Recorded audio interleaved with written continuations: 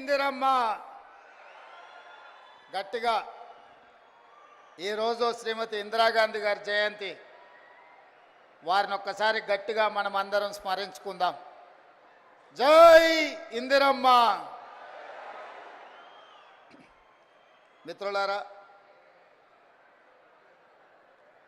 ఈరోజు ఇందిరమ్మ 107వ జయంతి. ఇందిరమ్మ అంటే ప్రపంచ దేశాలకు ఒక ఉక్కు మహిళ. కాంగ్రెస్ పార్టీ అధ్యక్షురాలుగా, ఈ దేశ ప్రధానమంత్రిగా వారు చివరి శ్వాస వదిలినప్పుడు తెలంగాణ ప్రాంతం మెదక్ పార్లమెంటు నియోజకవర్గానికి ప్రాతినిధ్యం వహిస్తూ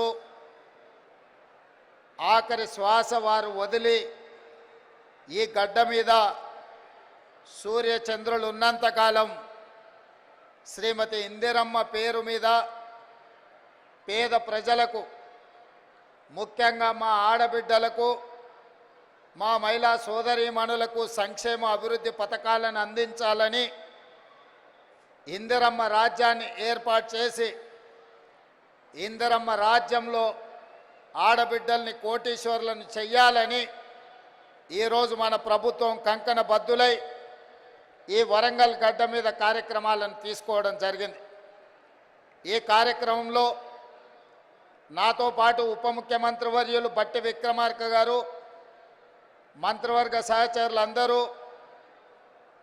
పార్లమెంట్ సభ్యులు, శాసన మండలి సభ్యులు, శాసనసభ్యులు, ప్రభుత్వ సలహాదారులు, ఉన్నతాధికారులు, పార్టీ నాయకులు, పిసిసి అధ్యక్షులు, ప్రాణ సమానులైన 33 జిల్లాల నుంచి తరలి వచ్చిన మా ఆడబిడ్డలందరికీ కూడా హృదయపూర్వకంగా నేను నమస్కారాలు తెలియజేస్తున్నా. ఈ కార్యక్రమం మా ఆడబిడ్డలకే అంకితం. ఎందుకంటే ఈనాడు నేను తెలంగాణ రాష్ట్ర ముఖ్యమంత్రిగా అయినా, నేను ఆనాడు కాంగ్రెస్ పార్టీ తెలంగాణ శాఖకు అధ్యక్షుడిని అయినా ఆడబిడ్డల ఆశీర్వాదంతోనే, సోనియమ్మ ఇచ్చిన అవకాశంతో కాంగ్రెస్ పార్టీ అధ్యక్షుడు అవ్వడమే కాదు, వీడికి తరలి వచ్చిన వేలాది మంది ఆడబిడ్డలు గ్రామ గ్రామాన, తండాలలో, గూడాలలో, మారుమూల పల్లెల్లో ఇందిరమ్మ రాజ్యం రావాలి, మీ రేవంత్ అన్న ఈ తెలంగాణ రాష్ట్రానికి ముఖ్యమంత్రి అవ్వాలని మనసు నిండుగా ఆదరించి ఆహ్వానించి మీ భుజాల మీద మోసిండ్రు. కాబట్టి ఈరోజు ఈ వేదిక మీద ఉన్న పెద్దలందరూ నాతో సహా ఈరోజు వివిధ బాధ్యతలను నిర్వహిస్తున్నాం. మరి వివిధ బాధ్యతలను నిర్వహిస్తున్న మేము మీ ఆశీర్వాదంతో అవకాశం వస్తే మీకు కృతజ్ఞత తెలుపుకునే బాధ్యత, ఆడబిడ్డలకు అన్ని అవకాశాలు అందించాల్సిన బాధ్యత ఈరోజు మా పార్టీ మీద, మా ప్రభుత్వం మీద ఉన్నది.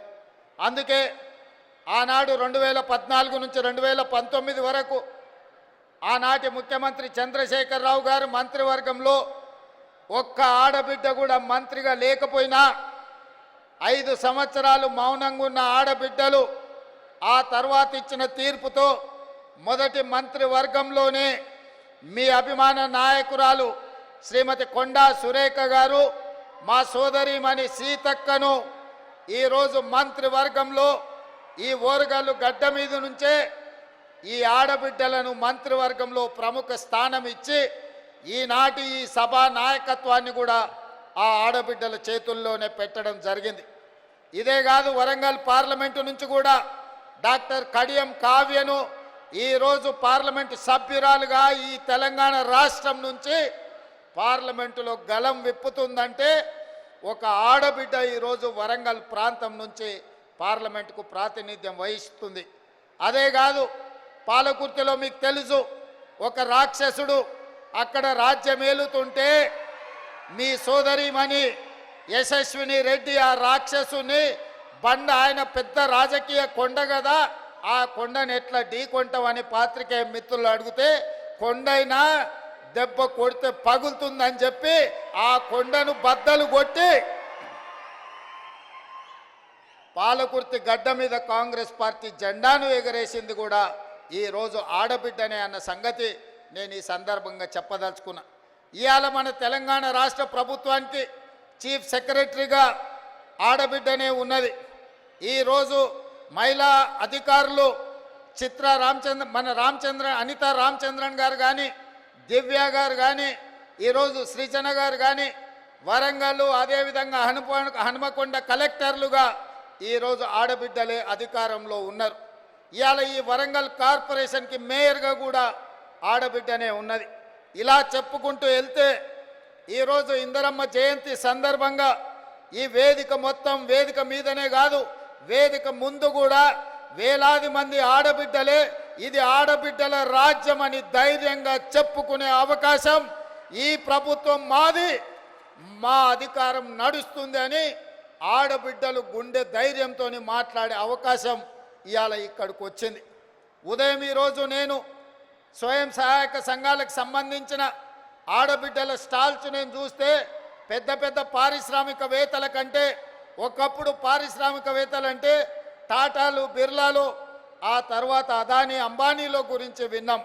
కానీ ఈనాడు మన కళ్ళ ముందు ఆ స్టాల్స్ చూసినప్పుడు ఇవాళ మా ఉప ముఖ్యమంత్రి బట్టి విక్రమార్క గారు సోలార్ పవర్ ప్రాజెక్టులు ఇవ్వాలని, 1 కోటి మంది మహిళల్ని కోటీశ్వరులను చెయ్యాలన్న ఆలోచన చెబుతుంటే టాటా, బిర్లాలనే కాదు అదానీ, అంబానీలను తలదన్నే వ్యాపారవేత్తలుగా మా ఆడబిడ్డల్ని ఇందిరమ్మ రాజ్యంలో తయారు చేసి కార్పొరేట్ కంపెనీలకు సవాలు విసిరి ఈరోజు సౌర విద్యుత్ ప్రాజెక్టులు ఆడబిడ్డలకు ఇవ్వడానికి ఇవాళ మన ప్రభుత్వం నిర్ణయం తీసుకున్నది. నేను అడుగుతున్న 10 సంవత్సరాలు అధికారంలో ఉన్న వాళ్ళను నిన్న మొన్న టీవీలలో చూస్తున్నా మా నాయని రాజేందర్ రెడ్డితో ఒక ఆయన వాదిస్తున్నాడు, మేం చేసిందేదో మీరు వచ్చి టెంకాయ కొడుతురని. నేను ఆ పెద్ద మనిషికి చెప్పదలుచుకున్నా, కాళోజీ కళాక్షేత్రం కట్టడానికి 10 సంవత్సరాలైనా పూర్తి చేయడానికి మీకు చేతులు రాలేదు అని అంటే ఈరోజు మీ బుద్ధి ఏందో, మీ ఉద్దేశం ఏందో ఇవాళ స్పష్టంగా అర్థమైంది. మీ చేతగాని తనం వల్ల మీరు దద్దమ్మలు కాబట్టే కాళోజీ కళాక్షేత్రాన్ని మీరు పూర్తి చేయలేదు కాబట్టే కాళోజీ కళాక్షేత్రాన్ని పూర్తి చేయాలి అని నాయని రాజేందర్ రెడ్డి 50 సార్లు హైదరాబాద్కు వచ్చి సచివాలయంలో కూర్చొని ఇన్ఛార్జ్ మంత్రి శ్రీనివాస్ రెడ్డి గారితో చర్చించి ఈరోజు బట్టి విక్రమార్క గారితో 45 కోట్ల రూపాయలు ఒక్కటే విడతలో విడుదల చేయించి ఈరోజు కాళోజీ కళాక్షేత్రాన్ని మనం పూర్తి చేసుకోవడం జరిగింది. ఇవాళ నేను గుర్తు చేసుకోదలుచుకున్నా, తెలంగాణ పోరాటానికి, తెలంగాణ పౌరుషానికి మారు పేరు, తెలంగాణ కోసం నలుదిశలా తెలంగాణ వాదాన్ని భావవ్యాప్తి చేయడానికి కాళోజీ ఎంతో కృషి చేసిండు. కాళోజీని గుర్తించని ప్రపంచమే లేదు. కాళోజీ కవిత్వం చదవని వాడు అసలు కవేగాడు, అతడికి చదివే రాదు అనుకునే విధంగా కాళోజీ ఒక బలమైన ప్రభావం మన మీద చూపించింది. అలాంటి కాళోజీ కళాక్షేత్రాన్ని 10 సంవత్సరాలైనా ఆనాటి ప్రభుత్వంలో ఉన్న పెద్దలు పూర్తి చేయకపోతే వచ్చిన తర్వాత నా బాధ్యతగా భావించి ఏ కాళోజీ స్ఫూర్తిగా ఇదే ప్రాంగణంలో రైతు సంఘర్షణ సభను ఏర్పాటు చేసి రైతు డిక్లరేషన్ రాహుల్ గాంధీ గారితో చేపించిన తర్వాత తెలంగాణలో కాంగ్రెస్ పార్టీ స్థితిగతులు మారినాయి. అందుకే ఈ కాళోజీ గడ్డ మీద నుంచి, ఈ ఓరుగల్లు పోరాటం నుంచి ఈనాడు తెలంగాణ రాష్ట్రంలో ప్రభుత్వం ఏర్పాటు చేసినాం. మరి అలాంటి ఈ గడ్డ మీద కాళోజీ కళాక్షేత్రం వాయిదాలు పడుతూ ఉంటే చూస్తూ ఊరుకుందామా? ఏది ఏమైనా ఎంత ఖర్చైనా కాళోజీ కళాక్షేత్రాన్ని పూర్తి చెయ్యాలన్న పట్టుదలతోటి ఇవాళ కాళోజీ కళాక్షేత్రాన్ని పూర్తి చేసుకొని ఇందిరమ్మ జయంతి నాడు ఈరోజు మనం ప్రారంభించుకున్నాం. మీరు చేయాలన్న ఆలోచన చేయలే. కనీసం చేసిన వాళ్ళను అభినందించడానికి మీ అధినేతలకు ఒకవేళ అభ్యంతరం ఉంటే మీరు నోరు మూసుకొనైనా ఉండండి తప్ప చేసే వాళ్ళ కాళ్ళల్లో కట్టబెట్టాలన్న ఆలోచన చెయ్యకండి. వచ్చేసారి డిపాజిట్లు కూడా దక్కవు అని చెప్పి నేను వాళ్ళకి చెప్పదలుచుకున్నా. అదేవిధంగా మిత్రులారా, ఈ వరంగల్ హైదరాబాద్ ఆనాడు నిజాం రాజులు పాలించినప్పుడు ఈ వరంగల్ సామ్రాజ్యం కాకతీయుల కంచు కోటలు, రాణి రుద్రమ, ప్రతాప రుద్రుడు, ఒక పక్కన ఈ దేశానికి ఈ ప్రపంచానికి తలమానికమైన ఒక గొప్ప పరిపాలన అందించి కాకతీయులు కట్టిన గొలుసుకట్టు చెరువులు ఇవాళ ప్రపంచానికే ఆదర్శమైన నగరం. ఈ నగరం చారిత్రాత్మకమైన నగరం. ఇక్కడ కట్టిన 1000 స్తంభాల గుడి కావచ్చు, రామప్ప దేవాలయం కావచ్చు, ఇలా చెప్పుకుంటూ పోతే ఇక్కడున్న కోటలు కావచ్చు, ఇక్కడున్న చెరువులు కావచ్చు, ఇక్కడున్న సంస్కృతి ప్రపంచానికి ఆదర్శంగా ఉండే గొప్ప నగరం. అలాంటి నగరం ఉమ్మడి రాష్ట్రంలోనే కాదు, ప్రత్యేక తెలంగాణలో కూడా చంద్రశేఖరరావు గారి చేతిలో మోసపోయి గోసపడుతుంటే ఈ నగరము ఇది పట్టణంగానే నిలిచిపోతే ఈ పట్టణాన్ని గొప్ప నగరంగా చెయ్యాలి. హైదరాబాదు నగరానికి పోటీ నగరంగా ఒక అద్భుతమైన అభివృద్ధి చేయాలని ఆలోచన చేసినాం.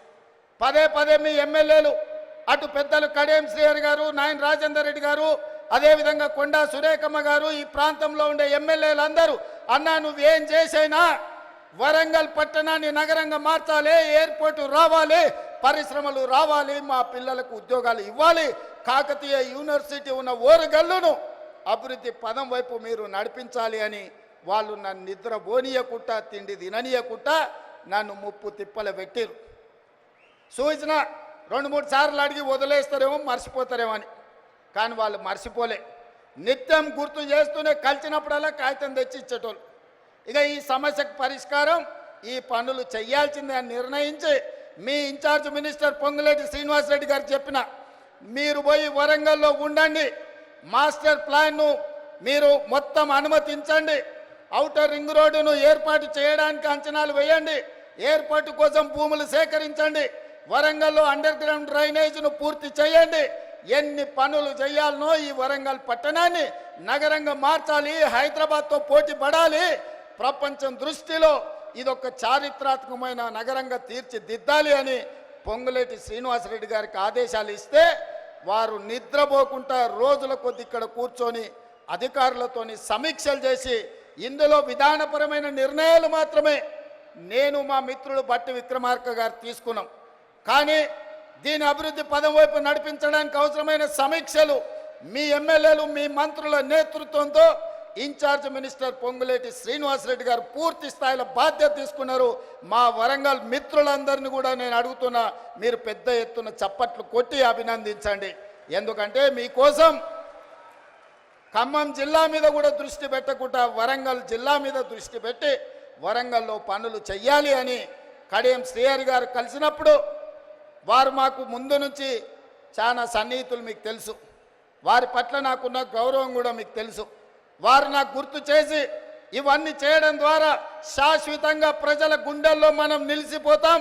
మీ బాధ్యత, నీకు చిన్న వయసులో గొప్ప అవకాశం వచ్చింది, ఆనాడు మాకు అవకాశం వచ్చినా మేము చేయలేకపోయినాం, ఈనాడు మీరు చెయ్యి, మేము అండగా నిలబడతామని కడియం శ్రీహరి గారు నాతో 10 సార్లు మాట్లాడి ఇవాళ 5,500 కోట్లు, దాదాపుగా 6,000 కోట్ల రూపాయలు ఈ వరంగల్ నగరానికి ఇవాళ రాష్ట్ర ప్రభుత్వం మంజూరు చేసిందంటే వాళ్ళందరూ తీవ్రమైన కృషి వల్ల ఈరోజు మీకు దాదాపుగా 6,000 కోట్ల రూపాయలు వచ్చినాయి.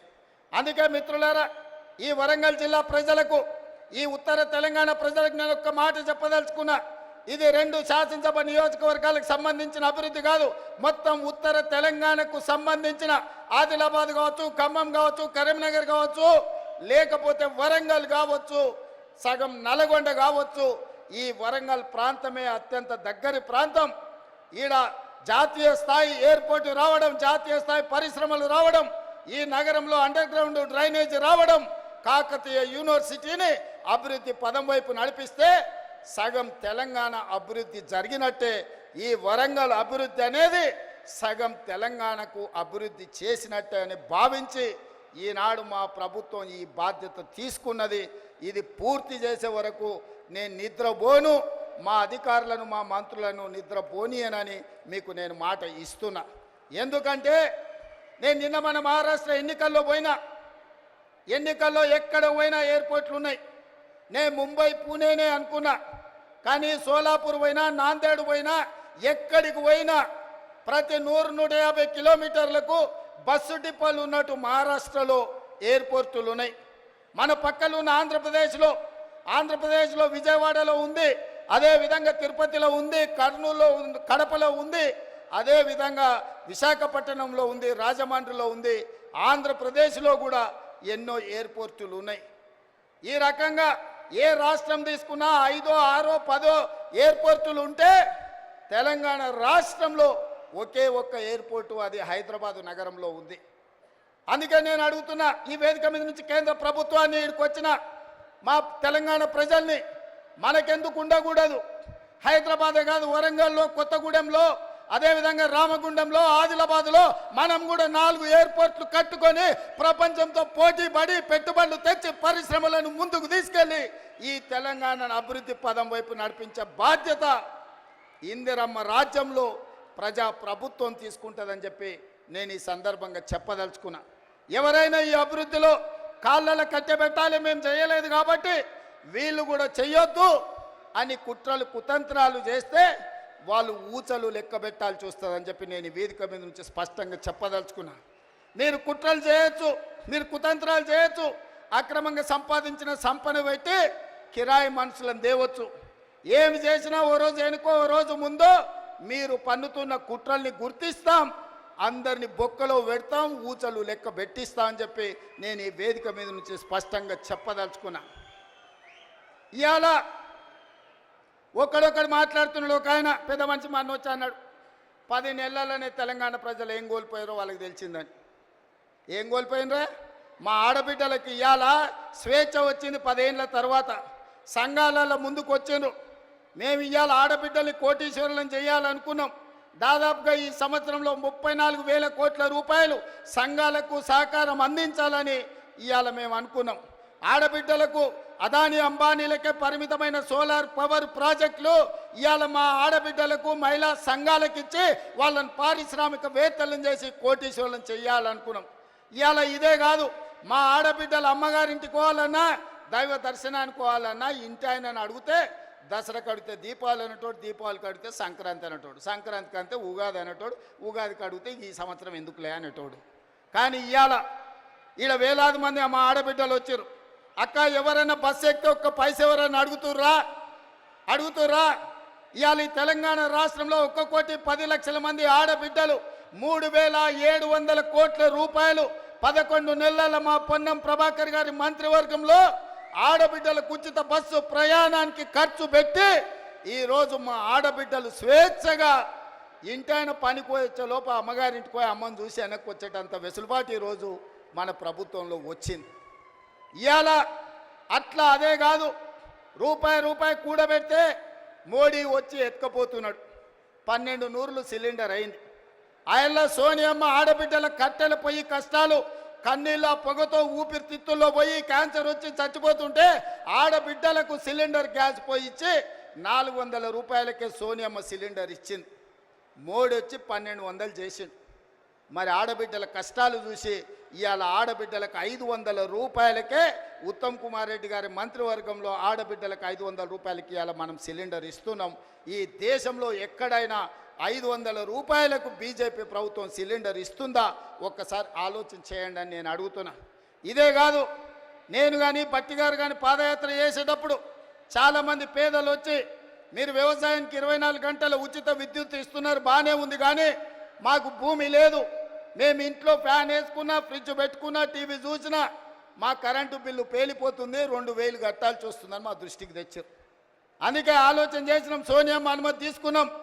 మల్లికార్జున్ ఖర్గే గారి ఆదేశాలతోని ఇవాళ ప్రతి పేదవాడి ఇంట్లో 200 యూనిట్లు ఉచితంగా 50 లక్షల కుటుంబాలకు 200 యూనిట్లు ఉచితంగా కరెంట్ ఇస్తున్న ప్రభుత్వం ఈ దేశంలోనే తెలంగాణ రాష్ట్రంలో ఉందన్న సంగతి ఇవాళ నేను చెప్పదలుచుకున్నా. ఆ పైసలు కూడా మా ఆడబిడ్డలకు మిగులుతున్నాయి. మా అక్కలందరికీ తెలుసు, ఇంటాయన చేతిలో నగదు ఉంటే బెల్ట్ షాప్ పోతాయి, మా ఆడబిడ్డల దగ్గర నగదు ఉంటే పిల్లలు బడిపోతారు. అవునా అక్క? ముందలంతా మా వాళ్ళు కూర్చున్నారా? వెనకాల అక్కల్ని అడగకుండా మీరంతా అడ్డం కూర్చుంటే ఎట్లనే? ఇవాళ నగదు ఇంటాయన చేతులుంటే ఊర్లో మంచినీళ్ళు దొరికినా దొరకకపోయినా కేసీఆర్ తెలిసిన బెల్ట్ షాప్ దగ్గర పోతుంది ఆ నగదు. కానీ మన ప్రభుత్వంలో కరెంటు బిల్లులతో మిగిలిన నగదు, అదేవిధంగా సిలిండర్లు మిగిలిన నగదు ఈరోజు సంఘాలకు నగదు జీరో వడ్డీతో ఇచ్చిన నగదు మా ఆడబిడ్డల దగ్గరుంటే మా ఆడబిడ్డల నగదుతోని తమ బిడ్డల్ని బడికి పంపించి ప్రయోజకుల్ని చేస్తుండ్రు. ఇవాళ వాళ్ళ చేతిలో వెసులుబాటు ఉండాలి, ఆడబిడ్డ చేతిలో పెత్తనం ఉండాలి అని ఇవాళ మేము కోరుకుంటున్నాం. కేసీఆర్ ఏమో ఆడబిడ్డలకు పెత్తనం వస్తే తాగుబోతోళ్ళు ఉండరు, తాగుబోతోళ్ళు లేకపోతే ఆయన సంఘాన్ని కోల్పోతా అని ఆయన అనుకుంటున్నాడు. ఎందుకంటే ఈ రాష్ట్రంలో తాగుబోతుల సంఘానికి ఏకగ్రీవ అధ్యక్షుడు ఎవడని ఉన్నాడా అంటే ఆయన కేసీఆర్. ఈ వేదిక మీద నిఖత్ జరీన్ ఉన్నది, ఆ అమ్మాయి బాక్సింగ్కు ఛాంపియన్. ఈషా సింగ్ ఉన్నది, ఆ అమ్మాయి స్పోర్ట్స్కు ఛాంపియన్. అదేవిధంగా దీప్తి అని వరంగల్ నుంచి పారామెడికల్లో కాంస్య పథకం తెస్తే ఈరోజు ప్రభుత్వ ఉద్యోగం ఇచ్చినాం. వాళ్ళందరూ క్రీడలకు, సానియా మిర్జా టెన్నిస్కు బ్రాండ్ అంబాసిడర్. ఇట్లా చెప్పుకుంటూ పోతే ఒక్కొక్కరు ఒక బ్రాండ్కు అంబాసిడర్లు. కానీ మన కేసీఆర్ దేనికి బ్రాండ్కి అంబాసిడర్ అయ్యా? ఫుల్కో ఆఫ్కో బ్రాండ్ అంబాసిడర్ ఆయన. అందుకే ఈ రాష్ట్రాన్ని మొత్తం ఒక తాగుబోతుల సమూహంగా మార్చి ఊర్లూరులో బెల్ట్ షాపులు తెచ్చి మందులని మనుషుల్ని మందులో మత్తులో ముంచి ఆలోచన చెయ్యకుండా చేసి అధికారంలో కూర్చోవాలి అనుకున్నాడు. కానీ తెలివిగల తెలంగాణ ప్రజలు తేరుకున్నారు, దిమ్మ తిరిగే జవాబు ఇచ్చిండ్రు. ఇవాళ ఆయన అంటున్నాడు ఏం కోల్పోయినరో తెలిసిందని. ఏం కోల్పోలేదు కేసీఆర్ గారు, మీరు ఆ ఫామ్ హౌస్లోనే ఉండండి, కావాలంటే వైన్ షాప్ ఆయనకు చెప్తా, కావాల్సినప్పుడల్లా సీసాలు నీకు అందిస్తూనే ఉంటాడు. ఆ బిల్లు కూడా నువ్వు కట్టకు, మా వాళ్ళు కడతారు, మా పిల్లలు కడతారు. నీ ఇంట్లో నలుగురు పదవులు కోల్పోయారు తప్ప తెలంగాణ సమాజం ఏం కోల్పోలే. నీ నౌకరి పోతే తెలంగాణ నిరుద్యోగ యువకులకు, నీ తండ్రి కొడుకుల నౌకరి ఊడగొడితే తెలంగాణ నిరుద్యోగ యువకులకు 10 నెలల 50,000 ఉద్యోగాలు ఇచ్చిన ప్రభుత్వం ఈ దేశంలో ఏదైనా ఉంది అంటే అది ఇందిరమ్మ ప్రభుత్వం. ఆ ఇందిరమ్మ ప్రభుత్వంలో 50,000 ప్రభుత్వ ఉద్యోగాలు ఇచ్చిన ఘనత నా మంత్రివర్గ సహచరులదని నేను ఈ వేదిక మీద నుంచి గర్వంగా నేను చెప్పదలుచుకున్నా. అదేవిధంగా ఇవాళ నీ కొడుకు నీది నౌకరి ఊడగొడితే ఇవాళ 23 లక్షల రైతు కుటుంబాలకు 25 రోజుల్లో మా భట్టి గారి చేతుల మీద 18,000 కోట్ల రూపాయల రైతు రుణమాఫీ చేసిన రాష్ట్రం ఈ దేశంలో ఉందంటే అది నా తెలంగాణ, నా ప్రభుత్వం, నా సహచర మంత్రివర్గ సభ్యుల సహకారంతో రైతులకు ఈరోజు 18,000 కోట్ల రూపాయల రుణమాఫీ చేసినాం. ఇంకా కొంతమందికి రావాలి, నాకు తెలుసు. అక్కడక్కడ ఇంకా కొంతమందికి తప్పులతోనో ఖాతాల నెంబర్లు సరిగ్గా లేకనో చిన్న చిన్న కారణాల చేత ఇంకా కొంచెం బకాయి ఉంది. 100% ఈ వేదిక మీద నుంచి ఆనాడు భద్రకాళి సాక్షిగా ఈ వరంగల్ గడ్డ మీద నుంచి చెప్పిన 15 ఆగస్టు లోపల 2 లక్షల రుణమాఫీ చేస్తా అన్నా, సమ్మక్క సారలమ్మ సాక్షిగా ఇలా చెప్పిన 18,000 కోట్ల రూపాయలు భద్రకాళి సాక్షిగా, సమ్మక్క సారలక్క సాక్షిగా 15 ఆగస్టు లోపల రైతుల ఖాతాలు వేసిన. ఇవాళ కూడా నేను మాట ఇస్తున్న ఈ వరంగల్ గడ్డ మీద నుంచి మాట ఇస్తే తల తెగిపడ్డా మడమ తిప్పకుండా ముందు నిలబడే లక్షణమున్న కాంగ్రెస్ పార్టీ కార్యకర్తను అందరి రైతులకు రుణమాఫీ చేసే బాధ్యత నాది. మీ ఖాతాలు సవరించుకోండి, మీ ఖాతాలలో ఉన్న తప్పులను సరిదిద్దుకోండి. మీ అందరికీ రుణమాఫీ చేసే బాధ్యత మా ప్రభుత్వం తీసుకుంటుంది. ఎవడో తప్పుడు మాటలు చెప్తే నమ్మకండి, మీకు అండగా నిలబడతా. 10 ఏళ్లలో వాళ్ళు చెయ్యండి, 1,00,000 రూపాయలు చేస్తామని 10 ఏళ్లలో 4 విడతలని ఎవరికి చేసిండ్రో అసెంబ్లీలో చర్చ పెడదాం. రమ్మను బిల్లారంగా ఎవరు వస్తారో చర్చకు. కానీ 10 నెలల మన ప్రభుత్వం చేస్తే 10 ఏళ్ళు వాళ్ళు చేయలేని పని మనం చేసినాము. అభినందించడానికి నోరు రాకపోయింది, కానీ రోజు కాళ్ళలో కట్టెబెట్టాలని కట్టెలు తీసుకొని తిరుగుతారు బిల్లారంగాలు ఇద్దరు. ఇట్లాంటి పరిస్థితుల్లో ఈ రాష్ట్రంలో ఆర్థికంగా వాళ్ళు చేసిన అప్పులు 7 లక్షల కోట్లు. ఇవాళ ఈ రాష్ట్రంలో ప్రతి నెల వస్తున్న ఆదాయం, పాత్రికేయ మిత్రులారా రాసుకోండి, ప్రతి నెల ఈరోజు తెలంగాణ రాష్ట్రంలో వస్తున్న ఆదాయం 18,500 కోట్లు. ఈ 18,500 కోట్లల్లో 6,500 కోట్లు దాదాపుగా ప్రభుత్వ ఉద్యోగులకు జీతాలు పెన్షన్ల కింద పోతున్నాయి. ఇంకొక 6,500 కోట్లు కేసీఆర్ చేసిన 7 లక్షల కోట్లకు అప్పు మిత్తి కింద కట్టడానికి పోతున్నాయి. ఈ 13,000 కోట్లు జీత భత్యాలకు కేసీఆర్ మన నెత్తి మీద మోపిన అప్పుకు ఇవాళ పోతే మిగిలిన 5,500 కోట్లు ప్రతి నెల ఆదాయం ఉంటే ఎన్నో రకాల ఇబ్బందులను ఎదుర్కొని కడుపు కట్టుకొని అవినీతిని నిర్మూలించి రూపాయి కూడబెట్టి ఇవాళ రైతు రుణమాఫీ చేస్తే మమ్మల్ని అభినందించడానికి నీ మనసు లేదు, కానీ ఈరోజు మమ్మల్ని శాపనార్థాలు పెట్టే ప్రయత్నం చేస్తున్నారు. అందుకే ఇవాళ కేసీఆర్ బాధపడుతుండు. ఎందుకంటే రైతులకు రుణమాఫీ రేవంత్ రెడ్డి చేసే కదా, ఇంకా నాకేం మిగులుతుంది సిప్పనే. ఒరేసుకుంటే ఆనాడు ఉరి అన్నాడు, అవునా? ఒరేసుకుంటే ఉరేసుకున్నట్టే అని కేసీఆర్ ముఖ్యమంత్రిగా మాట్లాడిండా లేదా? అలాంటి చంద్రశేఖర్ రావు ఆయన 150 ఎకరాల ఫామ్ హౌస్లో ఒరేసుకుంటే ఆ వివరాలన్నీ బయటపెట్టి బండారం బయటపెట్టి బండకేసాయల్లో కొట్టిన.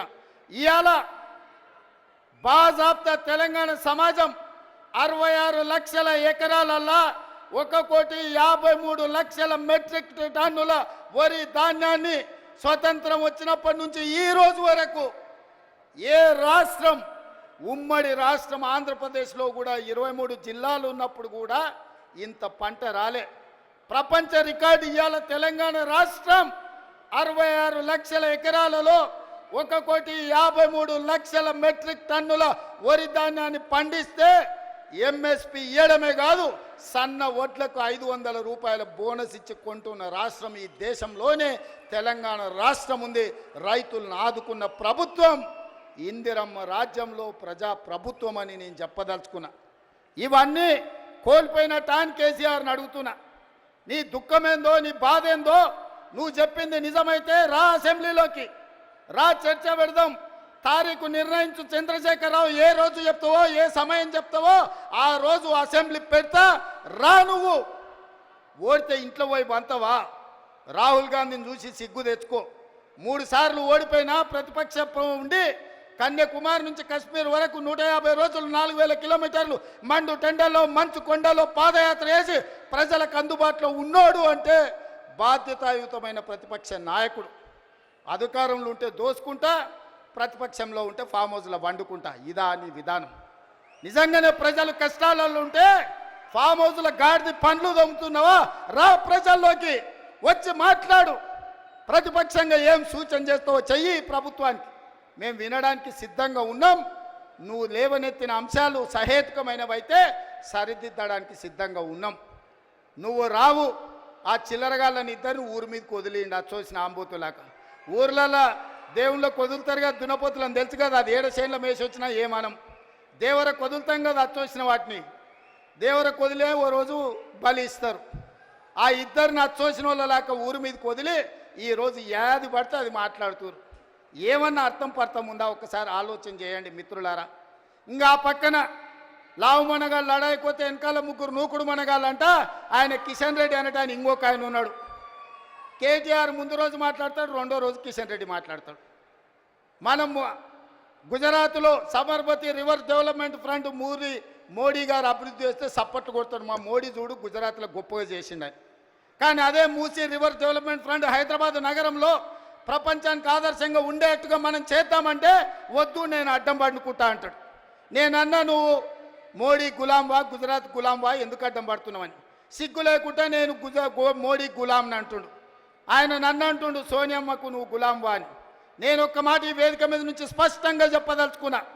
60 ఏళ్ళ ఆకాంక్ష, 1,200 మంది బిడ్డల ఆత్మ బలిదానాలు జరిగిన తెలంగాణ రాష్ట్రం రాకపోతే కన్న తల్లిగా గొప్ప మనసుతో ఆంధ్రప్రదేశ్లో పార్టీ చచ్చిపోయినా ఈ తెలంగాణ రాష్ట్రాన్ని ఇచ్చిన సోనియమ్మ మా అమ్మ, సోనియమ్మ మా అమ్మ, మా 4 కోట్ల తెలంగాణ బిడ్డలకు కన్న తల్లి. ఆమెకు ఊడిగం కాదు, ఆమె కాళ్ళు గడిగి ఆ నీళ్లు నెత్తి మీద చల్లుకున్నా అది తక్కువనే అవుతుంది. కిషన్ రెడ్డి, ఇప్పటికైనా నీ పాపాలు కడుక్కోవడానికి రా. సోనియమ్మ కాళ్ళు గడిగి మన ఇద్దరం నెత్తి మీద చల్లుకుంటే మోడీకి ఊడిగం చేసినందుకు కొంతైనా నీకు ప్రక్షాళన జరుగుద్ది అంటున్నా. పార్లమెంటులో నిటారుగా నిలబడి ఈ దేశ ప్రధానమంత్రి నరేంద్ర మోడీ తెలంగాణ రాష్ట్రాన్ని సోనియమ్మ పార్లమెంటు తలుపులు బంద్ చేసి దుర్మార్గమైన పని చేసి తల్లిని చంపి పిల్లని బతికించింది. తెలంగాణ రాష్ట్ర ఏర్పాటునే అపహాస్యం చేసిన నరేంద్ర మోడీ తెలంగాణ ద్రోహి. అలాంటి తెలంగాణ ద్రోహికి నువ్వు బానిసవై గులామువై నువ్వు గుజరాత్ పోతే నువ్వు గుజరాత్ పోయి గార్దులను కాసుకో కిషన్ రెడ్డి. ఈ తెలంగాణలో ఒక్క నిమిషం కూడా నీకు ఉండడానికి అర్హత లేదని నేను చెప్పదలుచుకున్నా. ఇన్ని రోజులు నువ్వు అంటే గౌరవ మర్యాద ఉండే, అందుకే మాట్లాడేటప్పుడు ఆచితూచి మాట్లాడేటువంటి కిషన్ రెడ్డి గురించి. కానీ కిషన్ రెడ్డి మీద ఉన్న గౌరవం నాకు 100% పోయింది. తెలంగాణ రాష్ట్ర ఏర్పాటునే వ్యతిరేకించి తెలంగాణ రాష్ట్ర పౌరుషాన్ని అవమానించిన నరేంద్ర మోడీకి నువ్వు గులాంగా మారినవంటే నువ్వు తెలంగాణ బతకడానికి అర్హత కోల్పోయినవు కిషన్ రెడ్డి. తట్టపెట్ట జరుదుకొని నడువు గుజరాత్కు, నువ్వు ఆన్ని పోయి గులాంగిరి చేసుకో. నేను మళ్ళొక్కసారి చెప్పదలుచుకున్నా, సోనియమ్మ కనికరం వల్ల, సోనియమ్మ త్యాగం వల్ల 60 సంవత్సరాల మా తెలంగాణ రాష్ట్ర స్వప్నం నిజమైంది. ఇవాళ సోనియమ్మకి ఎంత చేసినా తక్కువే. ఆ సోనియమ్మ కాళ్ళు గడిగి నెత్తి మీద చల్లుకోవడానికి మేమందరం సిద్ధంగా ఉన్నాం. ఇది అవమానంగా కాదు, ఆత్మ గౌరవంగా మేము భావిస్తున్నాం కిషన్ రెడ్డి. ఆ తల్లే లేకపోతే ఈ తెలంగాణ రాష్ట్రమే లేదు. ఈ తెలంగాణ రాష్ట్రంలో ఆత్మ గౌరవంతో ఇంత వేలాది మంది మనం సభ జరుపుకునేటోళ్ళం కాదు కిషన్ రెడ్డి. ఇప్పటికైనా తెలుసుకో, ఉద్యోగం మోడీ ఇచ్చిండు అనుకుంటున్నామేం, నీకు ఉద్యోగం ఇచ్చింది సికింద్రాబాద్ ప్రజలు.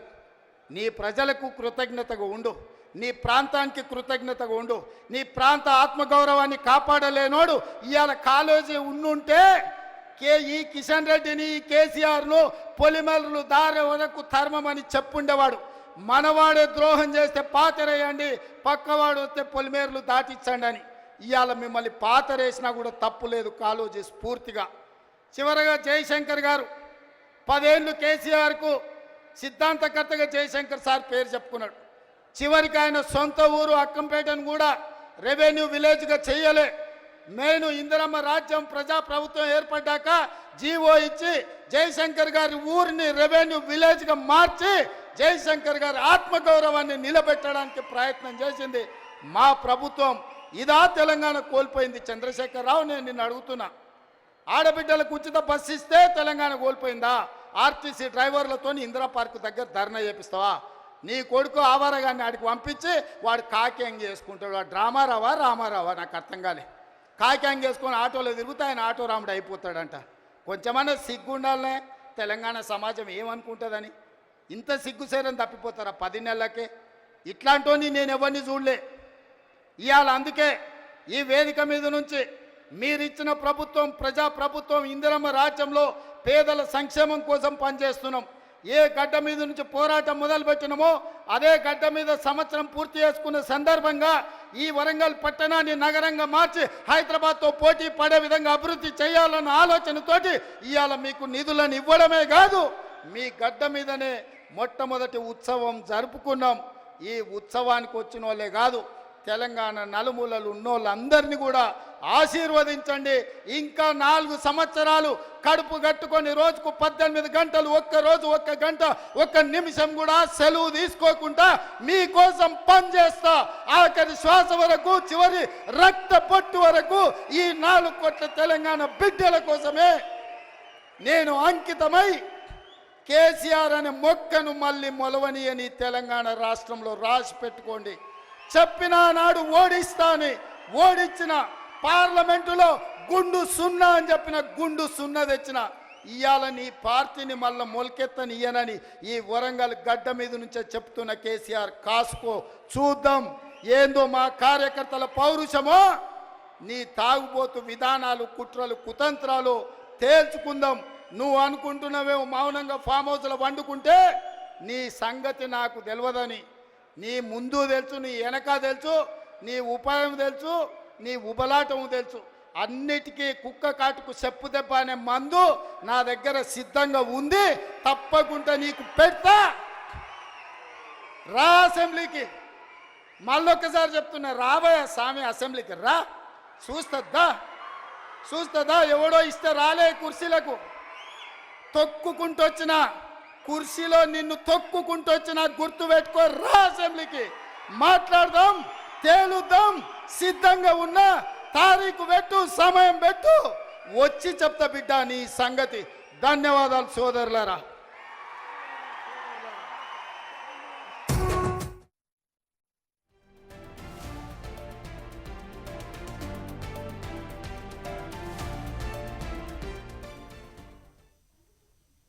ఇక సీఎం రేవంత్ రెడ్డి కేసీఆర్ కు సవాల్ విసిరారు. దమ్ముంటే అసెంబ్లీకి వచ్చి మాట్లాడు అంటూ కూడా రేవంత్ రెడ్డి చెప్పుకొచ్చారు. కేటీఆర్ ముందు రోజు మాట్లాడితే కిషన్ రెడ్డి ఆ తర్వాత మాట్లాడతాడు అంటూ కూడా సీఎం రేవంత్ రెడ్డి చెప్పుకొచ్చారు. ఆర్ట్స్ కాలేజ్ హన్మకొండలో ఇప్పటివరకైతే సీఎం రేవంత్ రెడ్డి మాట్లాడిన ఆ లైవ్ చూసాము. తెలంగాణ ఏర్పాటుని అపహాస్యం చేసిన మోడీ ఓ ద్రోహి అంటూ కూడా రేవంత్ చెప్పుకొచ్చారు. ఇక కిషన్ రెడ్డి గుజరాత్ పోయి గులాంగిరి చేసుకోవాలి అంటూ రేవంత్ చెప్పిన మాటల్ని మనం లైవ్ లో చూసాము. కేసీఆర్ కు సీఎం రేవంత్ రెడ్డి సవాల్ విసురాన్ని కూడా మనం చూసుకున్నాము. ఇటు హన్మకొండలో జరుగుతున్న ఇందిరా మహిళా శక్తి సభలో సీఎం రేవంత్ రెడ్డి మాట్లాడారు. అలాగే పలువురు మంత్రులు కూడా అక్కడ మాట్లాడిన పరిస్థితి నెలకొంది. ప్రజలు నిజంగానే కష్టాల్లో ఉంటే ఫామ్ హౌస్ లో ఉండడం కాదు, అసెంబ్లీకి వచ్చి ప్రజల కష్టాలు ఏంటో తెలుసుకోవాలి అంటూ కూడా సీఎం రేవంత్ రెడ్డి కేసీఆర్ కైతే సవాల్ విసిరారు.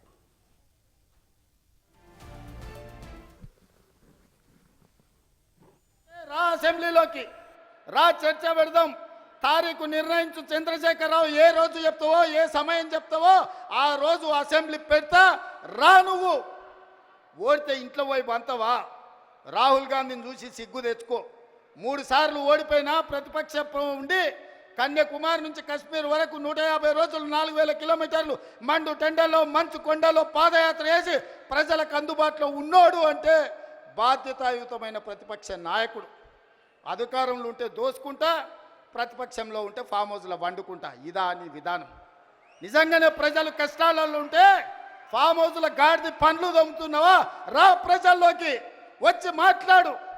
ప్రతిపక్షంగా ఏం సూచన చేస్తావో చెయ్యి ప్రభుత్వానికి. మేము వినడానికి సిద్ధంగా ఉన్నాం. నువ్వు చెప్పింది నిజమైతే రా అసెంబ్లీలోకి రా.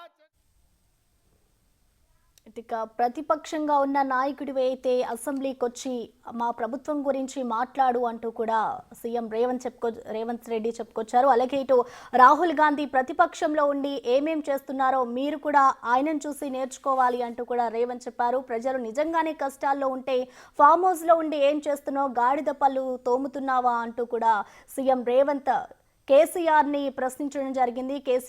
కేటీఆర్ ముందు రోజు మాట్లాడితే ఇటు కిషన్ రెడ్డి తర్వాత రోజు మాట్లాడుతున్నారు అంటూ కూడా సీఎం రేవంత్ చెప్పడం జరిగింది. ఇటు మొత్తానికి కేటీఆర్ అలాగే కేసీఆర్కి సీఎం రేవంత్ చెప్పడం జరిగింది. తెలంగాణ ఏర్పాటుని అపహాస్యం చేసిన మోడీ ఓ ద్రోహి అంటూ కూడా చెప్పుకొచ్చారు. హన్మకొండలో జరుగుతున్న ఇందిరా మహిళా శక్తి సభలో సీఎం రేవంత్ రెడ్డి మాట్లాడారు. ఇప్పటివరకు మనం ఆ లైవ్ చూసాము. కేసీఆర్ కు సీఎం రేవంత్ రెడ్డి సవాల్ విసిరారు. అసెంబ్లీకి వచ్చి ఇటు కాంగ్రెస్ ప్రభుత్వం ఏం చేస్తుంది, కాంగ్రెస్ ప్రభుత్వం తప్పులు చేస్తే మాకు చెప్పండి, మేము దాన్ని సరిదిద్దుకుంటాం. వచ్చే దమ్ము ధైర్యం మీకు అసెంబ్లీకి వచ్చే దమ్ము ధైర్యం మీకు ఉంటే వాటన్నిటిని కూడా మేము సరిదిద్దుకుంటామంటూ కూడా ఇటు రేవంత్ కేసీఆర్కి సవాల్ విసిరారు. జరిగిన తెలంగాణ రాష్ట్రం రాకపోతే కన్న తల్లిగా గొప్ప మనసుతో ఆంధ్రప్రదేశ్లో పార్టీ చచ్చిపోయినా ఈ తెలంగాణ రాష్ట్రాన్ని ఇచ్చిన సోనియమ్మ మా అమ్మ, సోనియమ్మ మా అమ్మ, మా 4 కోట్ల తెలంగాణ బిడ్డలకు కన్న తల్లి. ఆమెకు ఊడిగం కాదు, ఆమె కాళ్ళు గడిగి ఆ నీళ్లు నెత్తి మీద చల్లుకున్నా అది తక్కువనే అవుతుంది. కిషన్ రెడ్డి, ఇప్పటికైనా నీ పాపాలు కడుక్కోవడానికి రా. సోనియమ్మ కాళ్ళు గడిగి మన ఇద్దరం నెత్తి మీద చల్లుకుంటే మోడీకి ఊడిగం చేసినందుకు కొంతైనా నీకు ప్రక్షాళన జరుగుద్ది అంటున్నా. పార్లమెంటులో నిటారుగా నిలబడి ఈ దేశ ప్రధానమంత్రి నరేంద్ర మోడీ తెలంగాణ రాష్ట్రాన్ని సోనియమ్మ పార్లమెంటు తలుపులు బంద్ చేసి దుర్మార్గమైన పని చేసి తల్లిని చంపి పిల్లని బతికించింది. తెలంగాణ రాష్ట్ర ఏర్పాటునే అపహాస్యం చేసిన నరేంద్ర మోడీ తెలంగాణ ద్రోహి. అలాంటి తెలంగాణ ద్రోహికి నువ్వు బానిసవై గులామువై నువ్వు గుజరాత్ పోతే నువ్వు గుజరాత్ పోయి గాడిదలను కాసుకో. కిషన్ రెడ్డి, ఈ తెలంగాణలో ఒక్క నిమిషం కూడా నీకు ఉండడానికి అర్హత లేదని నేను